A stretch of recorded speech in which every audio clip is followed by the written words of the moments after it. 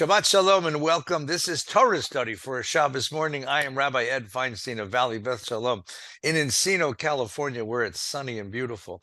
Joined this morning, as always, by my dear friend, my teacher, Rabbi Mark Gelman of South Florida. Mark, Also Shabbat sunny, also Also- sunny, also beautiful. Also beautiful. Well, this morning we are reaching the end of a biblical book, the book of Vayikra, the book of Leviticus.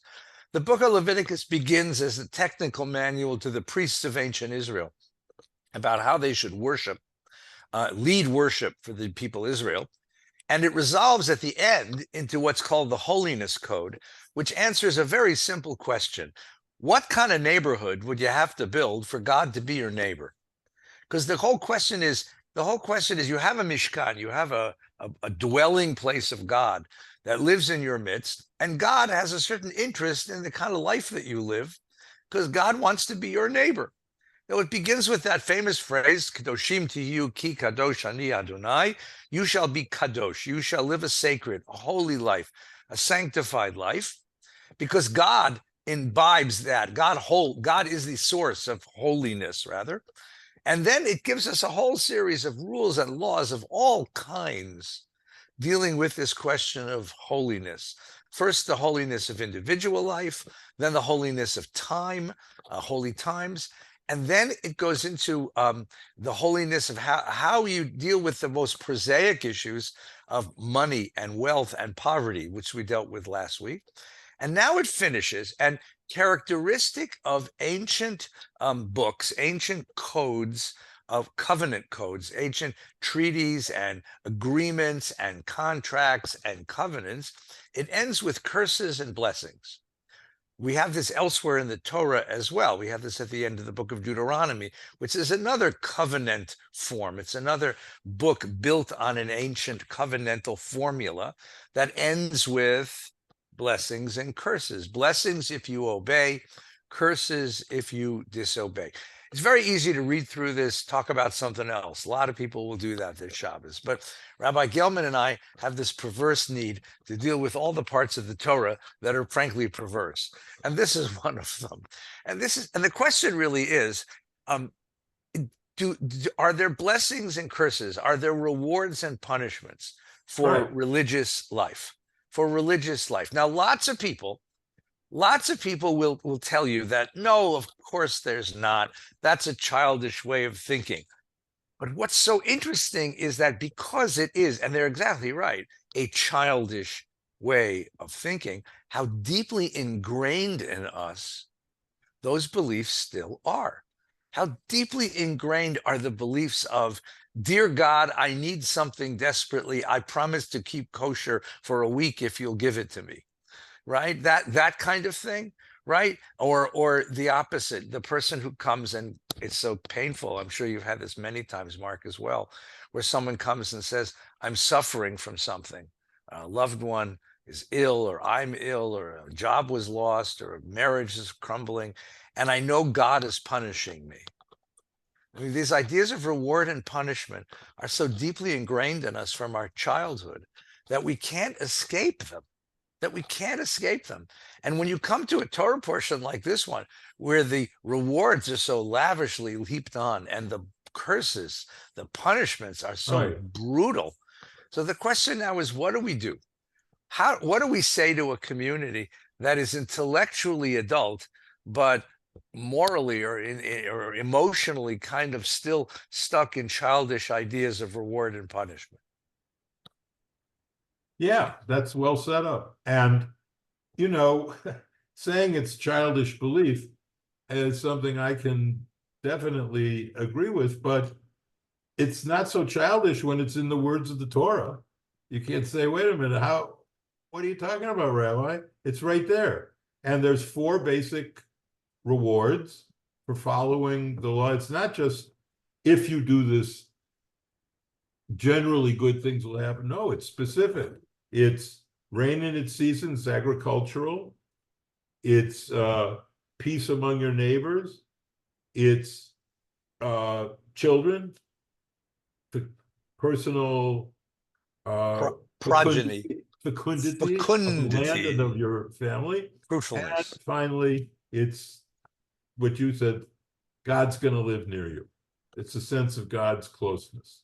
So, and if you don't, the curses are beyond even saying. In fact, where I used to daven, they would whisper this part of the.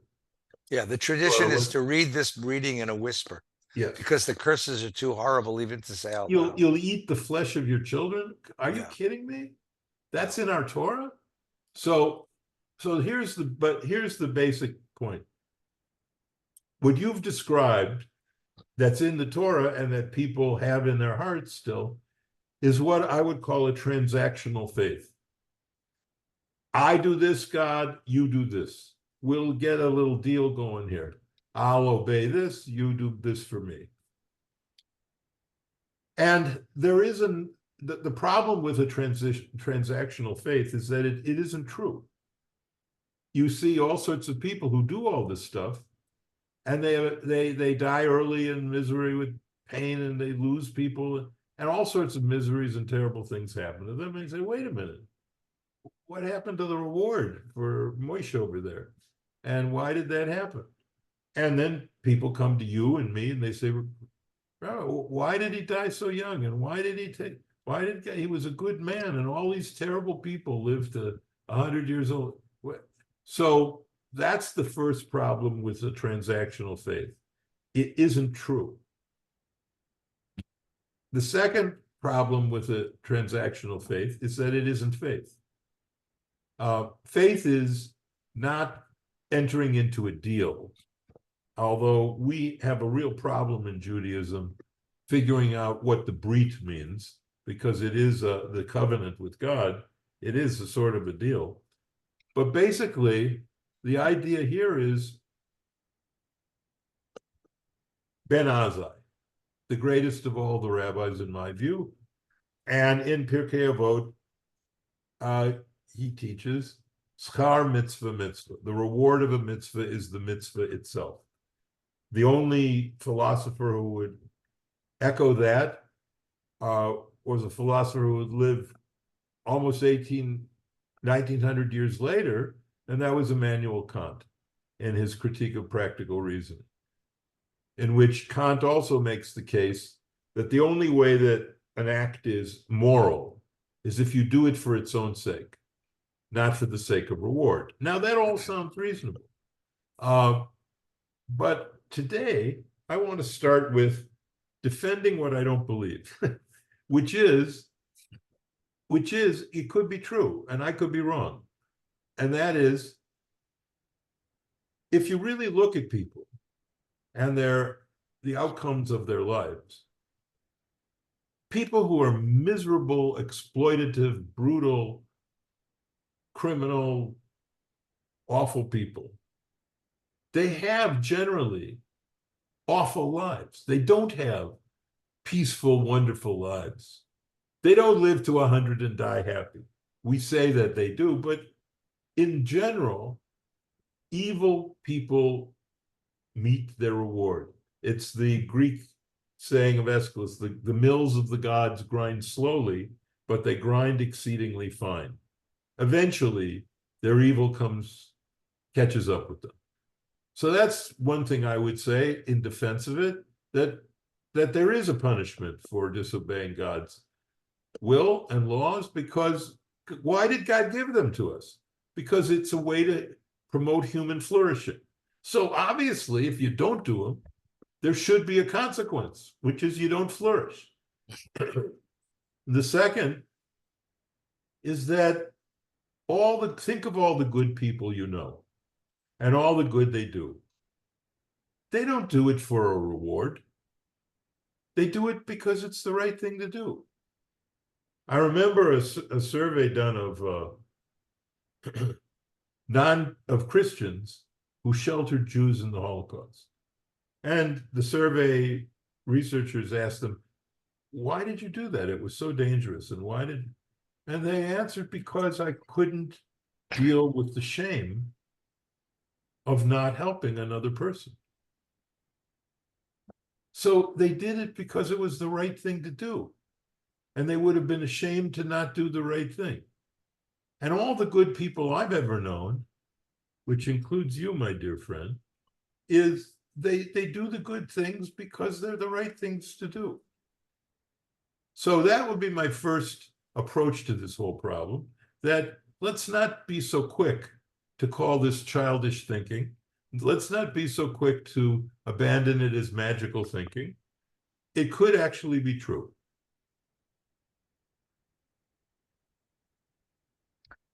I'm gonna disagree on just one point. Okay. Okay. I think when I call it childish, I'm not being pejorative. Oh, I am being Well, pejorative, come on. but I think the point of it is that because we are small, because we grow up as small kids and we grow up living with authority figures, we begin our moral journey with a sense that right and wrong is determined by power, by who can punish me, and avoiding punishment is the reason for morality, right? And so that gets ingrained in us. It gets ingrained in us so deeply that we expect it. We even when we don't know it's there, it sort of surfaces to it surfaces. The real problem, Mark, the problem with it isn't that it's not true. I mean, and you pointed out that it could be true in certain ways. Fine. The real problem is that it makes it transactional, Yes, right? that's absolutely right. It turns God into an it, to use Yep. Buber's language. And then when you do that, you've turned what should be a loving relationship and an intimate relationship into a transaction relationship, right? So one way to look at this, and then you made a really good question, and I have an answer for your question. You said, but the problem is it's right there in the Torah, and it's very explicit twice here and in Devarim, in Deuteronomy. So here's one way to understand this. I found this someplace in a commentary. You remember that in the late 20th century, there was a psychologist at Harvard named Lawrence Kohlberg, Kohlber. Kohlberg pioneered a field of moral reasoning. He was interested in moral reasoning and how children and adults reason their way through moral circumstances. And in doing a tremendous amount of testing and a tremendous amount of observation, he arrived at the idea that there are 6 levels of moral thinking, which you can group basically into 3 certain categories. There are those of us, mostly children, but even many adults, who do the right thing and the wrong thing.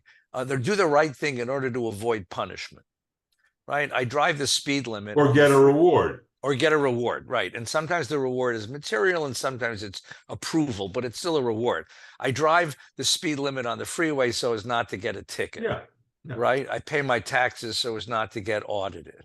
The second layer is something called social contract. We do this because we want to contribute to the society we live in. We all do this together. It's the category of, you tell the kid in summer camp, make your bed. And he says, why do I have to? He said, because we want to create a nice living space for everybody else. You do this because of everybody else. The social contract is an agreement among all of us to behave in a certain way so that we could live civilly. I drive the speed limit on the freeway, not looking into my rearview mirror for cops, but because I want to be a contributing citizen to a safe freeway. Okay, that's a second level. And the third level is principle. I do it because, as you said, Kant. There's others, even in the Jewish world. Yeshaya Leibovich argued this. Maimonides argues this to a point. You do it because it's the right thing to do. You do it because it's the right thing to do. In my experience, by the way, my experience is slightly different than yours. We used to invite Christian rescuers to come to VBS and tell us their stories. Sure. And I remember Harold had a big thing about Harold Rabbi Showeiss was very big into this. And Right. it was a remarkable thing because it wasn't that they said I would be ashamed. What the guy said was, we had this Danish fellow who, when he was a young man, was a police officer in Copenhagen, and he was helping smuggle Jews down to the port and then paying the fishermen to take them over to Sweden. Now he lives here in Southern California, and he came, elderly gentleman, and we asked him, why would you do such a thing? Why would you risk your life and the life of your family to save people who were strangers? And he looked at us, and it was almost like the question was incomprehensible. It was something like, it was the right thing to do. Why wouldn't you do it? I mean, for people like this is self-evident. We Yeah. talked last week about self-evident ethics, that certain moral principles are self-evident. And of course you would do that. Of course. I have two dear friends who were both physicians. They were flying on an airplane. A guy had a heart attack on the airplane, right? The stewardess calls for doctors. So these two and one other fellow, they're all doctors. They lay the guy in the middle of the plane and they're working on him. They're doing compressions and they're giving him oxygen and they're trying to keep him alive. And later I asked them, I said, like, why did you do that? And they said, like, what do you mean? Why did I do? That's that like it's a principled thing that's self-evident to a certain kind of moral personality. Now, the point of this is that the Torah, you'll find in the Torah all of these levels. You'll find in the Torah the lowest level, which is here, punishments and rewards. You'll find elsewhere this idea that when the world finds out the kind of people you are, they are going to say, what a wise God you have and what wise laws you have, because look at the wonderful society that you created, which is the social contract. And then elsewhere in the Torah, it just simply says, because it's the right thing to do. Kadoshim tihiyu ki kadosh ani Adonai. You do it because it's the right thing to do. You don't need any other rewards for it. Right. I think And that's so yeah, you go have ahead. all those three levels here in the Torah as well, because you're dealing with people on different moral levels at the same time. I completely agree, and I think that's a brilliant point, and it's a point that our students, our viewers should definitely take away from this session. This is the truth of the Torah. It's not either or. Mhm. It's which madrega, which step do you want to be on? I learned this truth, I mean, in secular philosophy from Kant, but I learned it first when I first was taught about the Maimonidean levels of tzedakah. Mm. What was so brilliant about Maimonides, he said, you know, there's different levels of charity, one where you give and they know that you're the giver, another where you put coins in your cape and let them drip out the back so they know you're the giver, but you don't know who's getting it. And it goes up and up and up until the highest one, which is get the person a job so that they don't need tzedakah.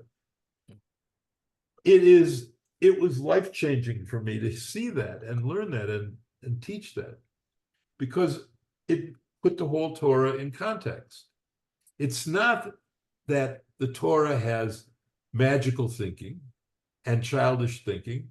It does. But it's also saying, look, it's the same reason that people who drive on the freeway, who, if there weren't cops there, they would drive 100 miles an hour. So for those people who are only motivated by fear of punishment, fine, I'll give you some fear of punishment. But the truth of the matter is that the Torah has many levels, and you can see it in other contexts. For example, the Torah allows you to fight wars, to defend yourself, right? But it also has in Deuteronomy laws about warfare.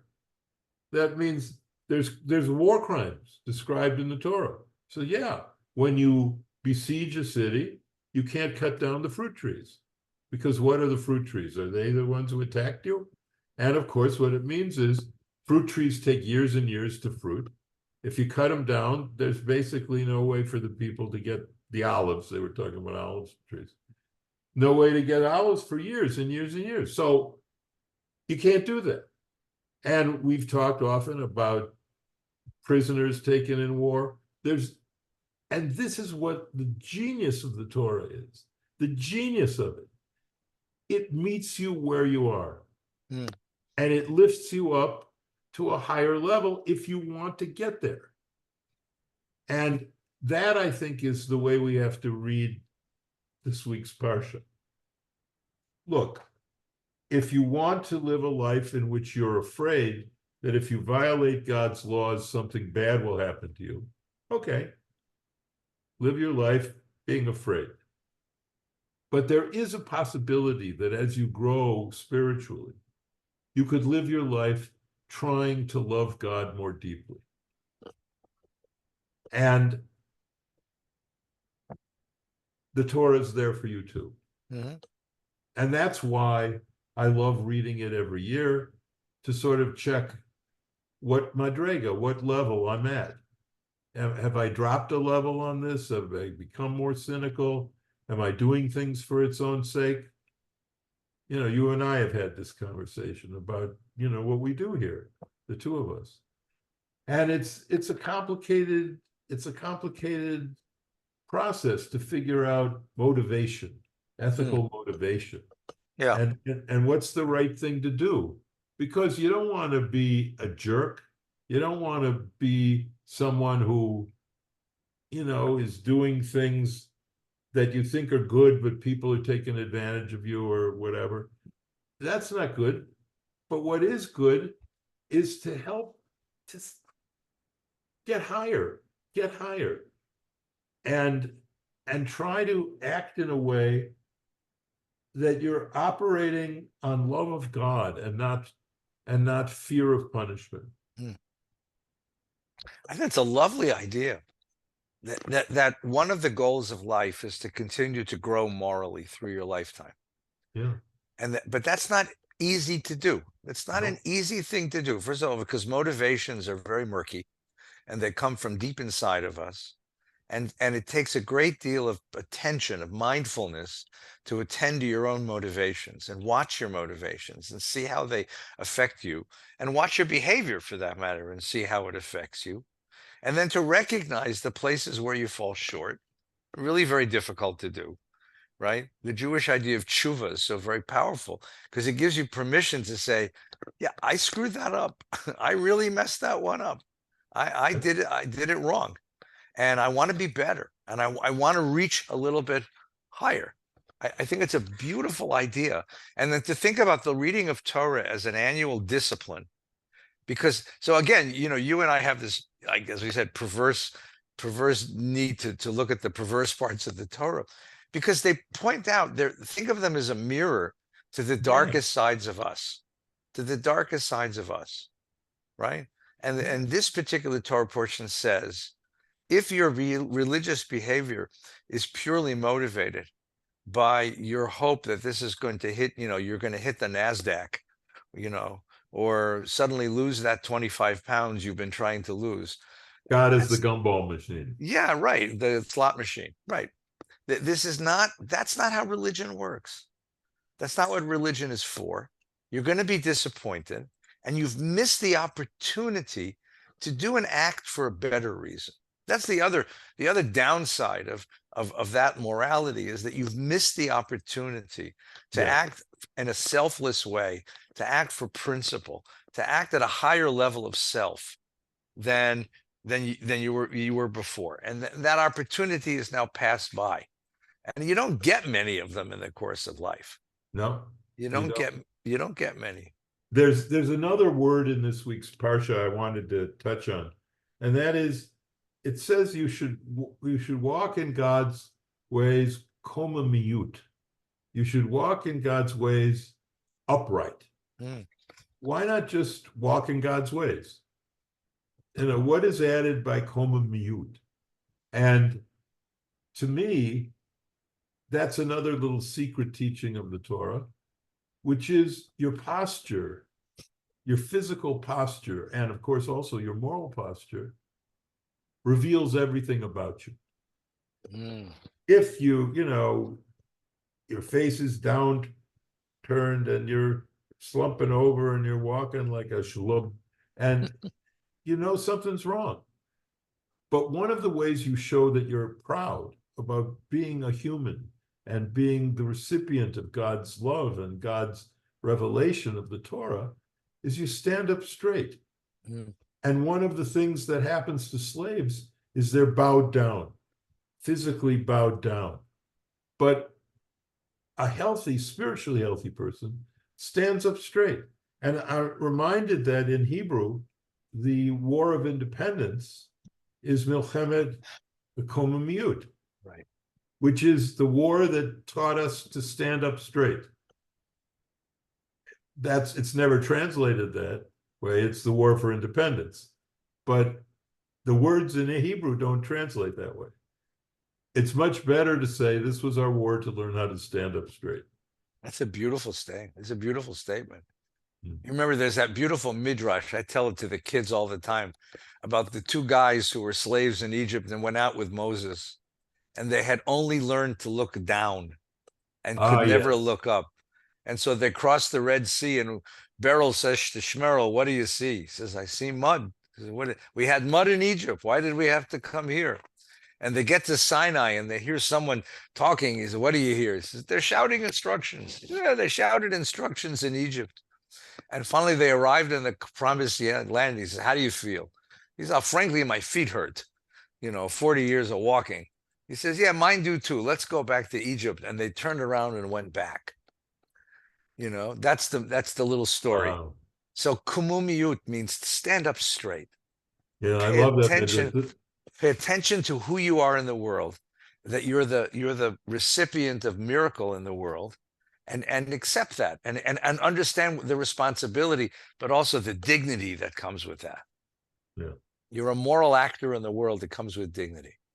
And on that level, let's finish Vayikra and wish you chazak v'nit chazek. Let it be a good Shabbos this Shabbos. And a good summer. This is it for a while for us. We're going to take a break for a couple of weeks, work Yeah. this out, and we'll be back at the end of the summer, probably late August, early September, sometime when my grandson arrives. So, Mark, I wish you a very good summertime. I love you. Have a great Everyone who time. listens, a very good summertime. Look for us beginning of September.